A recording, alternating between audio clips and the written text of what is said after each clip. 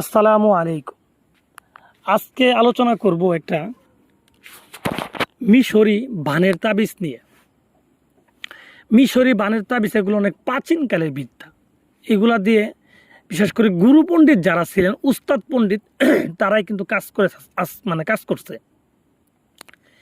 এগুলা তাবিজ আসলে সাধারণভাবে আপনি পাবেন না, কোনো কিতাবেও পাবেন না। এগুলা যার কাছে গুরুর ডায়েরি আছে, কোনো গুরুর হাতে জিনিস আছে, তারাই কিন্তু এগুলা পাবে এবং তারাই করতে পারবে।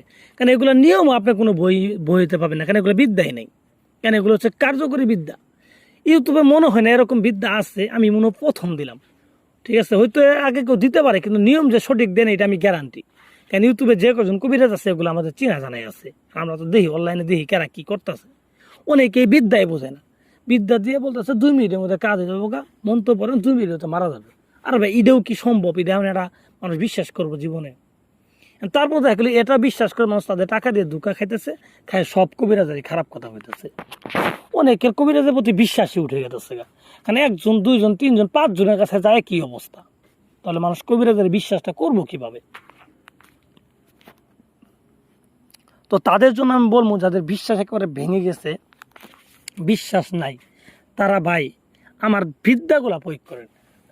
আমার যে কাজ করে তবে এরকম কোনো কথা না, আমার বিদ্যাগুলা প্রয়োগ করেন। আমার বিদ্যাগুলো দিয়ে কাজ করেন, আপনার কাজ হয়ে যাবে। আপনার কবিরাজি বসে বিশ্বাস আসবো, কবিরাজি কাজের প্রতি আপনার বিশ্বাস এসে যাবে অটোমেটিকলি।